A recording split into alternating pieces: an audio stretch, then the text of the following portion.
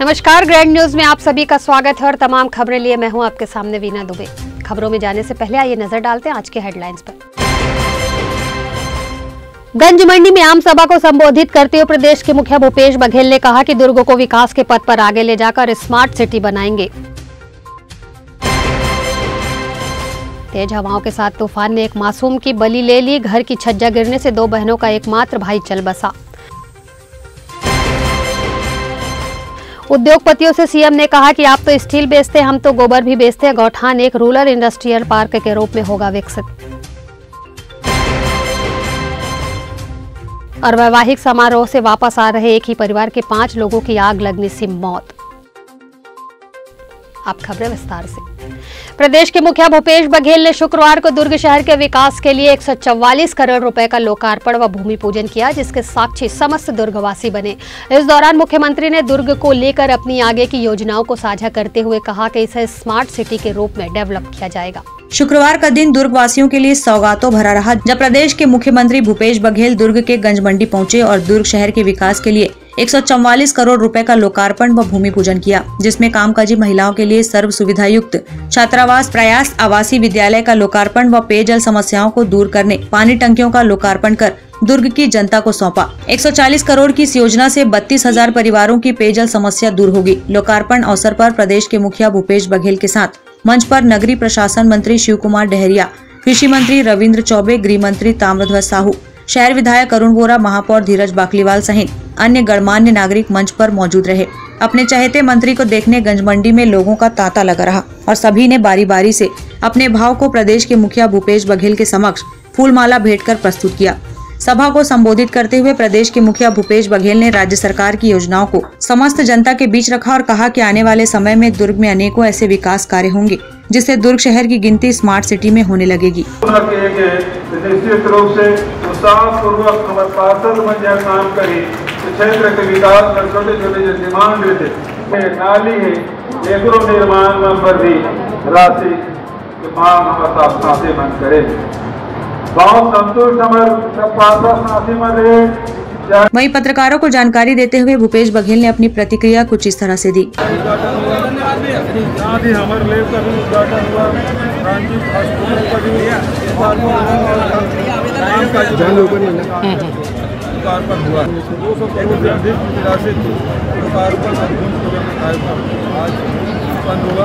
और यहाँ दुर्ग में हमारे साथियों के द्वारा से पढ़ा है।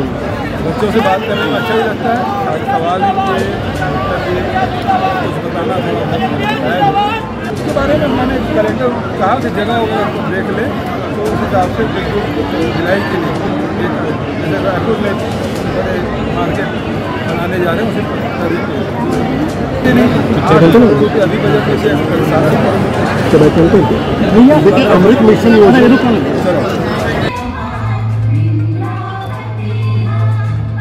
ग्रैंड न्यूज के लिए दुर्ग से वीना दुबे की रिपोर्ट। गुरुवार की रात तेज आंधी तूफान से मकान की सीट व ईंट गिरने से मासूम की मौत हो गई। वहीं मासूम के माता पिता भी घायल हो गए। प्रगति नगर कैंप 1 निवासी अशोक प्रजापति अपनी पत्नी निर्मला देवी, बेटी निशा, अंशिका और पुत्र प्रियांशु अपने कमरे में सोए हुए थे। गुरुवार शुक्रवार की दरमियानी रात 1 बजे तेज रफ्तार से आंधी और तूफान आने लगा। वहीं अशोक निर्मला देवी भी इसके चपेट में आ गए। घायल अवस्था में ही दोनों बेटे के कमरे में पहुंचे, जहां प्रियांशु खून से लथपथ मिला। तेज आवाज से बस्ती वाले जाग उठे और बालक समेत घायलों को उपचार के लिए अस्पताल पहुंचाया, जहां डॉक्टरों ने प्रियांशु को मृत घोषित कर दिया। वह निर्मला देवी का उपचार अस्पताल में जारी है। दोनों बेटियां घटना में सुरक्षित हैं। प्रियांशु 3 दर्शन मंदिर स्थित महारानी लक्ष्मीबाई स्कूल में कक्षा 7वीं में पढ़ाई करता था। मृतक का पिता अशोक ट्रांसपोर्ट नगर में स्पेयर पार्ट्स की दुकान में कार्यरत है। प्रजापति परिवार के घर में दुखों का पहाड़ टूटने के बाद मोहल्ले के लोग रात भर नहीं सोए। हर कोई परिवार का हाल चाल जानने को बेताब हो रहा था। वहीं प्रियांशु मोहल्ले के बच्चों के साथ पढ़ाई के अलावा खेलकूद में रहा करता था। पढ़ाई लिखाई में तेज रहने वाला प्रियांशु आवाज अब कभी नहीं सुन पाएंगे। 2 बहनों में इकलौते भाई की मौत के बाद बहनों का रो रो कर बुरा हाल है। प्रत्यक्षदर्शियों का कहना है कि ईंट शीट गिरने की आवाज से मोहल्ले के लोग उठकर बाहर आ गए, अपने घर के आसपास देखने लगे। फिर पता चला कि प्रजापति परिवार में घटना हुई है। गिरने से हुआ, रात को आधी तूफान आया, 1:30 बजे करीब पैराशूट गिरा मेरे सीट के ऊपर, घर के ऊपर। तो बुरी तरह जख्मी हो गया, मेरी मिसेज बुरी तरह जख्मी हो गई। और मेरे बाबू का देहांत हो गया। घटना के बाद आप बाहर निकले? हाँ, बाहर निकला। तो अस्पताल गए थे? कौन सा अस्पताल? लोकल में इलाज कराए पहले? अस्पताल गया था, लेकिन डॉक्टर देख के छोड़ दिया। फिर वहाँ BM डॉक्टर देख के छोड़ दिया। फिर लाल बहादुर शास्त्री में भेज दिया। बस यहाँ के पार्षद महोदय आए। कौन है पार्षद? सत्या देवी जायसवाल, उनके जायसवाल जी हैं, राजकुमार जायसवाल। क्या करते हैं भैया? मैं प्राइवेट जॉब करता हूँ। ट्रांसपोर्ट नगर में जॉब करते हैं, प्राइवेट है।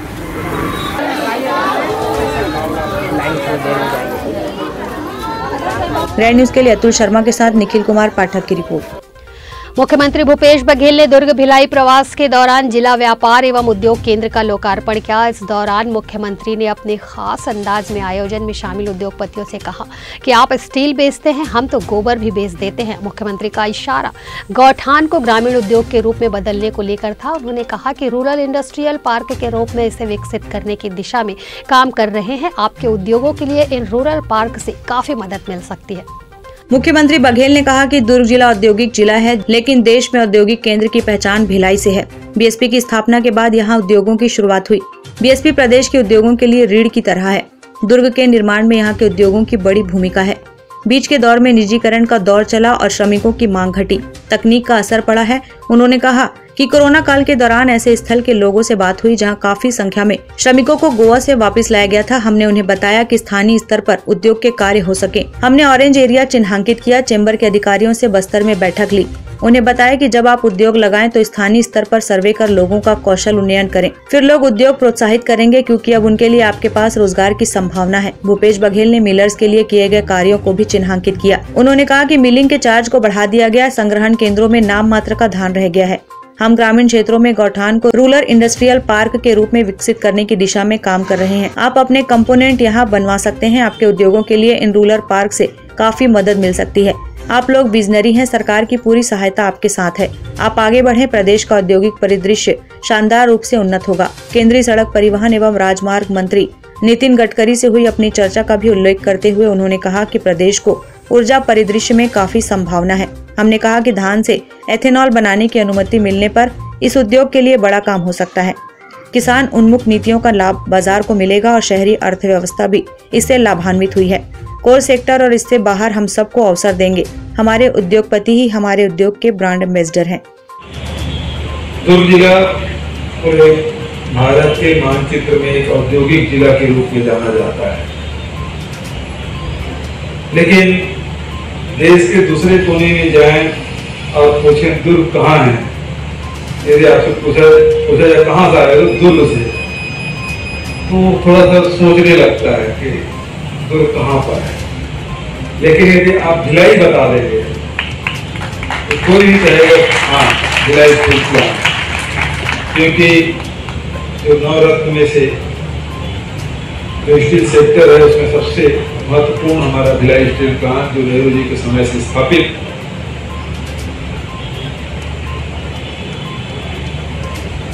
तब से लगातार औद्योगिक क्षेत्र में भिलाई स्टील प्लांट की स्थापना के बाद उससे जुड़े जितने उद्योग हैं वो यहाँ उसकी शुरुआत हुई और साथ ही साथ औद्योगिक। रेड न्यूज के लिए वीना दुबे के साथ निखिल कुमार पाठक की रिपोर्ट।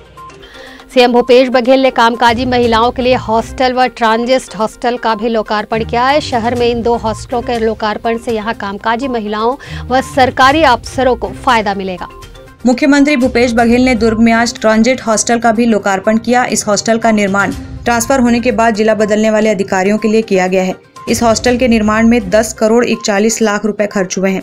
मुख्यमंत्री भूपेश बघेल ने ट्रांजिट हॉस्टल का भी लोकार्पण किया। इस हॉस्टल में अधिकारियों को ट्रांसफर में आने पर रहने की सुविधा मिलेगी। 10 करोड़ 41 लाख रुपए की लागत से बने ट्रांजिट हॉस्टल में सभी सुविधाओं का ध्यान रखा गया है। यहाँ 54 यूनिट बनाए गए हैं, जिसमें रहने की पूरी सुविधा है। हर यूनिट में बेडरूम, ड्राइंग रूम, किचन और गैलरी बनाई गई है। 6 स्टाफ क्वार्टर भी बनाए गए हैं। ट्रांसफर में दूसरे जिलों से आने वाले अधिकारियों को आवास आवंटन होने तक यहाँ रहने की सुविधा मिलेगी। अधिकारियों की सुविधा को देखते हुए इसे बेहतर बनाया गया है। दुर्ग में बाहर से आकर काम करने वाली महिलाओं के लिए वर्किंग वुमेन हॉस्टल भी तैयार किया गया है। इस हॉस्टल का निर्माण 3 करोड़ 55 लाख रुपए की लागत से किया गया है। शुक्रवार को मुख्यमंत्री भूपेश बघेल ने इस हॉस्टल का लोकार्पण किया। इस हॉस्टल में 100 कामकाजी महिलाओं को रहने की सुविधा मिलेगी।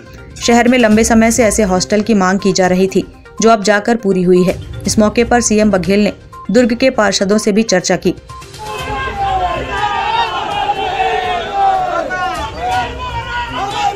ग्रैंड न्यूज के लिए वीना दुबे के साथ निखिल कुमार पाठक की रिपोर्ट। मुख्यमंत्री भूपेश बघेल आज शुक्रवार को एक दिन के प्रवास पर दुर्ग जिला पहुंचे। मुख्यमंत्री ने दुर्ग के मालवीय रोड स्थित जल शोधन संयंत्र में अमृत मिशन योजना का लोकार्पण किया।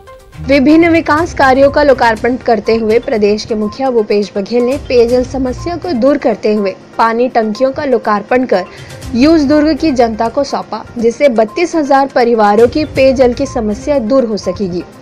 शासन की सर्वोच्च प्राथमिकता है अमृत मिशन योजना, जिसका प्रदेश के मुखिया भूपेश बघेल ने लोकार्पण किया और 140 करोड़ की इस योजना के माध्यम से अब 32,000 परिवारों को शुद्ध पेयजल की आपूर्ति हो सकेगी।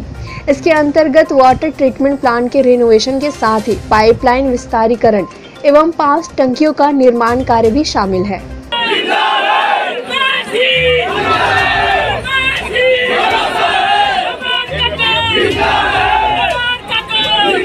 ग्रैंड न्यूज के लिए दुर्ग से वीना दुबे की रिपोर्ट। यहाँ वक्त है एक छोटे से ब्रेक का। ग्रैंड न्यूज में खबरें और भी है, बने रहिए हमारे साथ।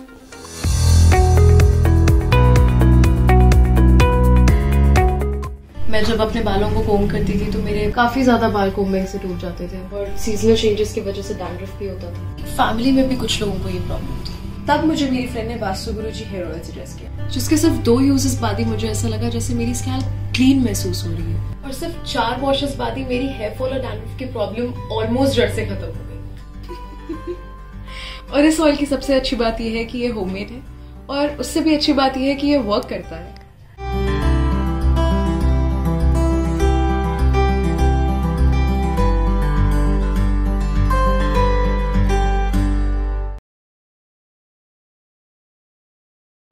ब्रेक के बाद आपका स्वागत है।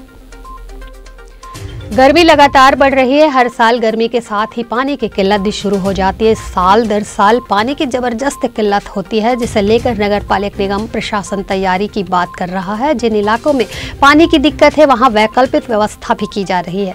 अप्रैल के महीने में ही गर्मी अपने चरम पर है, तो वहीं लोग भी परेशान हैं, क्योंकि पानी को लेकर समस्या इतने सालों बाद भी जस की तस बनी हुई है। हालांकि सरकार की योजनाएं जरूर चल रही हैं, लेकिन उन योजनाओं के बाद भी पूरी तरह से लोगों को पीने का पानी नहीं मिल पा रहा है। गर्मी ने लोगों का हाल बेहाल कर रखा है। अप्रैल में ही तापमान मई जून के महीने जैसा हो गया है, लेकिन तालाबों में 42-43 के पार हो रहा है, तो वहीं भूमिगत जल स्तर भी तेजी से कम होता चला जा रहा है। लगातार गिरते जल स्तर के कारण बोर और तालाबों में पानी कम हो रहा है। भीषण गर्मी में लोगों को नहाने धोने और मवेशियों के पानी पीने के लिए जद्दोजहद करनी पड़ रही है। दुर्ग जिले में भीषण गर्मी आने से पहले ही पानी का संकट होने लगा है। वहीं दुर्ग के कई इलाकों गया नगर, पोटिया, सिकोला बस्ती, आदित्य नगर, जवाहर नगर, बघेरा सहित कई इलाकों में पानी की भारी किल्लत हो गई है। जहां पानी नहीं आ रहा है, वहां टैंकर के माध्यम से पानी पहुंचाया जा रहा है। हर साल गर्मी के दिनों में यह समस्या बनती है। शहर की 30 साल की जरूरत की पूर्ति के दावे के साथ पहले 77 करोड़ की वृहद पेयजल योजना फेज 2 और बाद में 153 करोड़ रुपए अमृत मिशन के तहत खर्च किए जा चुके हैं। इसके बाद भी शहर को ठीक से पानी नहीं मिल पा रहा है। शहरी इलाकों में प्रति व्यक्ति औसतन 135 लीटर पानी प्रतिदिन दिया जाना चाहिए। इसके विपरीत 90 से 95 लीटर पानी उपलब्ध कराया जा रहा है। दुर्ग मेयर धीरज बाकलीवाल का कहना है कि नगर निगम बिजली, पानी, सड़क जैसी मूलभूत सुविधा आम जनता को देने के लिए प्रतिबद्ध है। जिन इलाकों में पानी की समस्या है, वहां के लिए एक स्पेशल टास्क टीम बनाई गई है, तो वहीं एक हेल्पलाइन नंबर भी जारी किया गया है। इलाके के लोग पानी की समस्या को लेकर हेल्पलाइन नंबर में कॉल कर अपनी समस्या बता सकते हैं, जिसके बाद तत्काल पानी का टैंकर उन इलाकों में पहुंचा दिया जाता है। तो वहीं पानी के प्रति आम जनता को जागरूक करने वाले समाज सेवी के उमाशंकर राव का कहना है कि हर साल शहर में पानी की किल्लत होती है। एक सुनियोजित योजना बनाकर नगर निगम को बेहतर कार्य करना चाहिए। हर साल गर्मी के समय आम जनता को सुविधा देने वाली नगर निगम पानी की समस्या पर अपने हाथ खड़े कर देती है, जो कि अनुचित है। बहरहाल हर साल लाख दावे और वादे करने के बाद भी पानी की समस्या जस की तस बनी हुई है। अमृत मिशन योजना अब तक शुरू भी नहीं हो पाई है, जिसको लेकर भी जमकर राजनीति हो रही है। निश्चित रूप से हर साल जो है भीषण गर्मी के कारण जो है पानी की किल्लत होती है। अभी भी बहुत सारे लोगों के घरों तक पानी ठीक से नहीं पहुंच पाता है। इसकी सुनियोजित योजना बनानी चाहिए कि दोनों टाइम यहाँ के शहरवासियों को पानी कैसे मिल पाए। और हर बार किल्लत होती है, हर बार हाथ खड़े करते हैं। अभी तक ठोस पहल नहीं होने के कारण लोग जो उसको जो है भुगत रहे हैं। देखिए, नगर निगम दुर्ग मूलभूत सुविधाओं के लिए प्रतिबद्ध है। जहाँ जहाँ ऐसे तो अभी पानी की समस्या विशेष रूप से आ नहीं रही है, कुछ क्षेत्रों में ज़रूर पानी की समस्या आती है। नगर निगम दुर्ग द्वारा एक हेल्पलाइन नंबर जारी किया गया है। उस हेल्पलाइन नंबर में 3 शिफ्टों में काम हो रहा है। वहाँ 3 शिफ्टों में अटेंडेंट वहाँ अटेंड करते हैं और हमारी जोन वाइज टीम बनाई गई है। ये जोन वाइज टीम जैसी ही कंप्लेंट आती है वहाँ जाके उस कंप्लेंट का निराकरण करती है। ये ज़रूर है कि हमारी कुछ टंकियाँ निर्माणाधीन है जो लगभग 1 हफ्ते के अंदर चालू हो जाएगी। उसके बाद हमको पूरी उम्मीद है जो छोटी छोटी समस्याएं पानी को लेके आती है वो दूर हो जाएगी। और कहीं पे ऐसी समस्या आती भी है कुछ कारण से, तो हम लोगों के टैंकर के द्वारा वहाँ सप्लाई किया जाता है पानी की। और हम लोगों की पूरी कोशिश है कि लोगों को हम लोग दोनों टाइम पानी अच्छे से दें, सफाई अच्छे से हो और बिजली लाइट पोल कहीं पे बिजली की समस्या ना हो।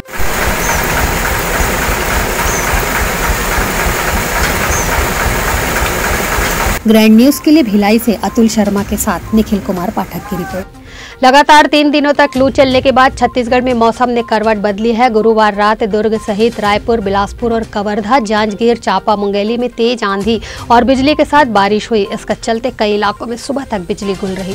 मौसम में आए बदलाव के चलते लोगों को गर्मी से थोड़ी राहत जरूर मिली है। हालांकि शुक्रवार सुबह से एक बार फिर सूरज का पारा चढ़ने लगा है। सर्वाधिक 17 मीटर बारिश राजनांदगांव में दर्ज की गई। इसके अलावा रायपुर में 16.1 मिलीमीटर, दुर्ग में 11, बिलासपुर में 5.8, जगदलपुर में 0.9 और पेंड्रा में 0.2 मिलीमीटर रिकॉर्ड हुआ।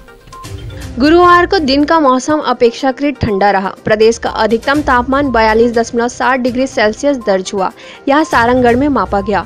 दुर्ग में 41 डिग्री सेल्सियस, राजनांदगांव में अधिकतम तापमान 42.5 डिग्री, बिलासपुर में 42 डिग्री, रायपुर में 41.9 डिग्री, पेंड्रा रोड में 41.2 डिग्री और जगदलपुर में 37.1 डिग्री सेल्सियस दर्ज किया गया। यह सामान्य से 4 डिग्री सेल्सियस तक अधिक रहा।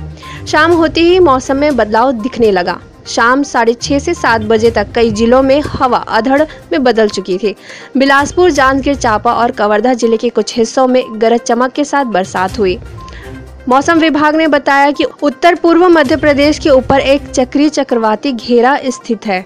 यहाँ से तेलंगाना तक एक द्रोणिका 1.5 किलोमीटर ऊंचाई तक स्थित है। इसकी वजह से दुर्ग संभाग के उत्तरी जिलों और बिलासपुर संभाग के कई जिलों में वर्षा हुई है। बरसात की वजह से लोगों को रात की गर्मी से कुछ राहत मिली। मौसम वैज्ञानिकों के मुताबिक प्रदेश के उत्तरी हिस्सों में उत्तर पश्चिम से गर्म हवा और दक्षिणी हिस्से से अपेक्षाकृत ठंडी दक्षिणी हवा का आगमन अभी भी जारी है। इसी वजह से शुक्रवार को 1-2 स्थानों पर हल्की फुल्की वर्षा हो सकती है। कहीं कहीं गरज चमक के साथ छींटे पड़ने की भी संभावनाएं हैं। ग्रैंड न्यूज के लिए निखिल कुमार पाठक की रिपोर्ट। गुरुवार देर रात हुए एक सड़क हादसे में व्यापारी का परिवार जिंदा जल गया। हादसा तेज रफ्तार कार के पुलिया से टकराने के चलते हुआ। इसके बाद कार में आग लग गई। हादसे में पति पत्नी सहित उनकी 3 बेटियों की मौत हो गई है। बताया जा रहा है कि सभी लोग एक शादी समारोह में शामिल होकर लौट रहे थे। सूचना मिलने पर देर रात ही पुलिस की टीम मौके पर पहुंच गई। वहीं सुबह फॉरेंसिक टीम को भी जांच के लिए बुलाया गया। बालोद जिले में अपने साले के बेटे की शादी समारोह की खुशियों में शामिल होकर लौट रहे राजनांदगांव जिले के खैरागढ़ के कोचर परिवार के लिए ये खुशियां मातम में बदल गई। देर रात लगभग 12 बजे सुभाष कोचर शादी समारोह से खैरागढ़ जाने के लिए रवाना होने लगे। तब उनके परिजनों ने रात का हवाला देकर कहा कि आज रात यहीं रुक जाइए, लेकिन सुभाष कोचर ने कहा कि आजकल का माहौल ठीक नहीं है और घर सूना है, इसलिए उन्हें अभी निकलना पड़ेगा।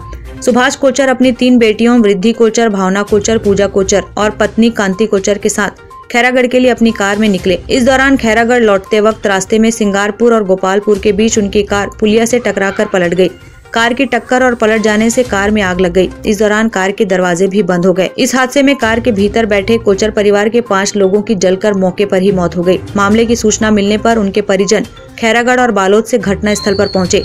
इस दौरान उनके परिजनों ने कहा कि उन्होंने रात को रुकने का आग्रह सुभाष कोचर से किया था, लेकिन वो रात को ही खैरागढ़ के लिए निकल गए। रात एक बहुत ही दुखद दुर्घटना हुई। सुभाष जी कोचर खैरागढ़ निवासी जो मेरे समधी हैं, वो उनका ससुराल भी बालोद है और बालोद में वो अपने ससुराल में शादी में गए हुए थे। किनकी शादी थी? साले के लड़के की शादी थी। तो रात करीब वहाँ से बालोद से 12 बजे के आसपास निकले और उनको हम लोगों ने मना भी किया कि इतनी रात को मत जाओ, पर घर सूना छोड़ के रहना भी ठीक नहीं है, आजकल ज़माना ठीक नहीं है बोल के निकले हो। और रास्ते में ये बहुत ही दुखद दुर्घटना हो गई। उनके 6वें नंबर की लड़की की 7 लड़कियां हैं उनकी। 6वें नंबर की लड़की वृद्धि कोचर की 3 मई को शादी थी रायपुर में, पर विधि को कुछ और मंजूर था। कौन सी सूचना मिली, उनका मेरा जो लड़का है प्रशांत रिंकू, वो उनका दामाद है। तो कौन सी सूचना आई थी और जैसे ही सूचना मिली तो हमारा लड़का और उनके जो और साड़ू वगैरह थे जो शादी में आए थे, सारे के सारे लोग जो बालोद में रुके हुए थे, वे तुरंत खैरागढ़ के लिए रवाना हो गए। हमारे परिवार के लोग थे, हमारे दामाद थे, ये बालोद से शादी अटेंड करके वापस खैरागढ़ आ रहे थे। खैरागढ़ आने से रात में फिर कैसा क्या हुआ, गाड़ी पलटी हो गई और पूरे जल के 5 लोग थे। 3 मेरी भांजी थी, 1 मेरी बहन थी, 1 दामाद जी थे। दामाद जी खुद चला रहे थे, बाकी इतनी जानकारी है। क्या उम्र रही होगी? उम्र दामाद जी की उम्र करीब समझ जाओ 55 साल और सिस्टर की उम्र 51 साल और जो हमारे भांजी है ना, एक का 20 साल, एक का 25 साल और एक शादीशुदा थी 30 साल की। एक भांजी की शादी 2-3 तारीख को थी, उनका तिलक 2-3 मई को था, उनका तिलक था 25 तारीख को। तो तिलक की तैयारी के हिसाब से लोग रात में शादी से जल्दी लौट रहे थे। इस गंभीर सड़क हादसे में मृत वृद्धि कोचर की शादी 2 व 3 मई को रायपुर में होनी थी। सुभाष कोचर की 7 लड़कियां हैं। वृद्धि कोचर 6वें नंबर की पुत्री थी जिनकी शादी होनी थी। इन्हीं सब विवाह तैयारियों के चलते सुभाष कोचर देर रात ही अपने घर खैरागढ़ लौट रहे थे। माना जा रहा है कि रात लगभग 2 बजे हुई इस घटना में सड़क खाली रहने के कारण कार की रफ्तार भी तेज रही होगी और सामने से किसी अन्य वाहन के आने के चलते बचते हुए कार पुल की दीवार से टकरा गई। इस मामले में राजनांदगांव के अतिरिक्त पुलिस अधीक्षक संजय महादेवा का कहना है, पुलिया से वाहन टकराने के बाद वाहन में आग लग गई और इस आगजनी में सुभाष कोचर सहित परिवार के अन्य 4 लोगों की मौत हो गई। खैरागढ़ निवासी सुभाष कोचर अपने परिवार सहित अपने साले की शादी में समारोह में शामिल होने के लिए बालोद गया हुआ था और शादी संपन्न होने के पश्चात वह अपने परिवार सहित वापस लौट रहा था खैरागढ़। वो उसी दरमियान राजनांदगांव और खैरागढ़ के बीच में एक सिंगारभाट करके गांव है, वहाँ पर पुलिया से गाड़ी उनकी टकराई है और टकराने के बाद अनियंत्रित होकर के गाड़ी पीछे पलट गई उस बगल पे ही और उसमें आग लग गई। आग लगने के दौरान ही वो लोग वापस बाहर नहीं निकल पाए और उसी के साथ में उनकी पूरी बॉडी उनकी जल गई है।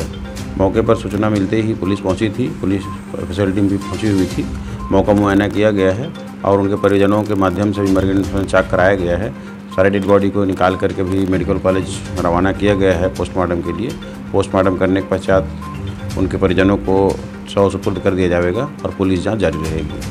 हादसे की सूचना मिलने पर देर रात पुलिस टीम मौके पर पहुंची, लेकिन तब तक देर हो चुकी थी। कार में मौजूद सभी लोगों की जलकर मौत हो गई थी। सुबह 5 के शव पंचनामा कराकर शव को निकालकर पेंड्री मेडिकल कॉलेज में पोस्टमार्टम के लिए भिजवाया गया।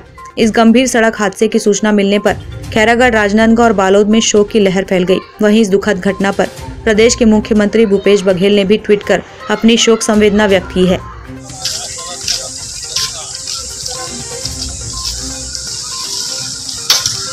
Bureau report, grand news. मुख्यमंत्री भूपेश बघेल ने प्रयास आवासीय विद्यालय के बच्चों की क्लास ली व राजतंत्र और लोकतंत्र के बीच के अंतर को समझाया। प्रदेश के मुखिया भूपेश बघेल ने प्रयास हॉस्टल के विद्यार्थियों से मुलाकात कर उनका हालचाल जाना व पूरे हॉस्टल का निरीक्षण किया। इस दौरान जिला कलेक्टर व कांग्रेसी कार्यकर्ता उनके साथ रहे। प्रयास के विद्यार्थियों से मिलकर भूपेश बघेल ने सभी विद्यार्थियों से संवाद किया व लोकतंत्र और राजतंत्र के बीच के अंतर को बताया। बच्चों ने भी सीएम द्वारा पूछे गए सभी सवालों के जवाब बड़े ही सोच समझ कर दिए, जिससे बच्चों के जवाब सुनकर मंत्री जी प्रसन्न हो गए। लोकतंत्र आज का विषय है। पहला सवाल ये आता है कि लोकतंत्र है क्या और लोकतंत्र होना क्यों चाहिए? क्या पहले हम लोकतांत्रिक नहीं थे? ग्रैंड न्यूज के लिए दुर्ग से वीना दुबे की रिपोर्ट। प्रतिदिन की तरह रात्रि 8 बजे दुकान का शटर बंद कर ताला लगाकर दुकान संचालक घर चला गया था। सुबह जानकारी मिली कि दुकान का शटर आधा खुला हुआ है। दुकान के पास जाकर देखा तो दुकान के शटर में लगे दोनों ताले कटे हुए दुकान के पास में पड़े हुए थे। दुकान के अंदर जाकर देखा तो दुकान में विभिन्न कंपनियों के 11 नग मोबाइल, एंड्रॉइड टच स्क्रीन तथा नेक बैंड ईयरफोन, रोबोटिक व अन्य कंपनी के 12 नग पावर बैंक जेब्रॉनिक की चोरी हो गई थी। मामले की रिपोर्ट सिस्का थाना दाढ़ी में दर्ज करा दी गई है और धारा 457, 380 के तहत अपराध पंजीबद्ध कर लिया गया है। थाना दाढ़ी प्रभारी प्रशिक्षु आईपीएस पूजा कुमार मामले की तहकीकात कर रहे थे, तभी मुखबिर से जानकारी मिली मोबाइल बेचने ग्राहक की तलाश कर रहे हैं। पता चला कि उमरिया चौक के पास वे घूम रहे हैं। सूचना पर मौके में उमरिया पहुंचकर 3 संदेही ओम प्रकाश साहू व तोरण साहू एवं एक विधि के साथ संघर्षरत बालक साकिन पनेका चौकी दशरंगपुर थाना पिपरिया जिला कबीरधाम को हिरासत में लेकर पूछताछ करने पर उन्होंने चोरी करना स्वीकार किया।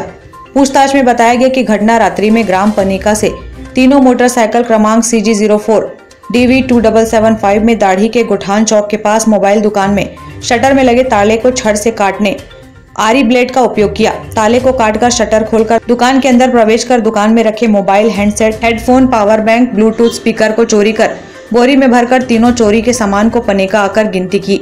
तीनों आपस में बंटवारा करना बताकर अपराध घटित करना स्वीकार किया। आरोपियों के कब्जे से चोरी की गई कीमती 1,44,000 जब्त कर लिया गया है।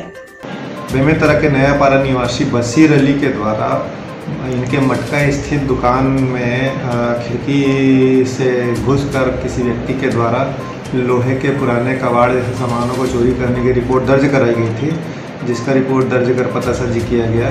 तो पतासाजी करने के दौरान ग्राम मटका के ही लिकेज रू अपने 2-3 अन्य साथियों के साथ में चोरी किया गया है। पता चलने पर उनसे बुलाकर पूछताछ किया गया है।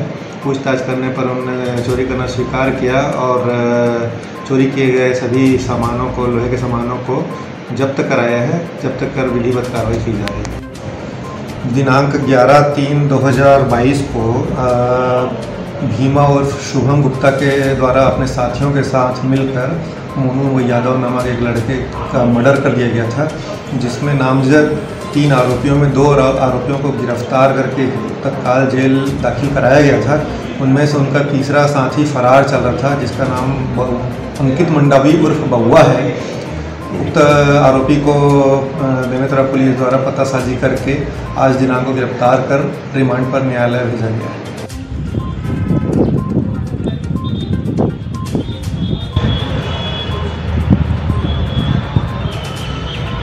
Bureau report, grand news. Grand news bulletin में फिलहाल इतना है। मुझे दीजिए इजाजत। नमस्कार।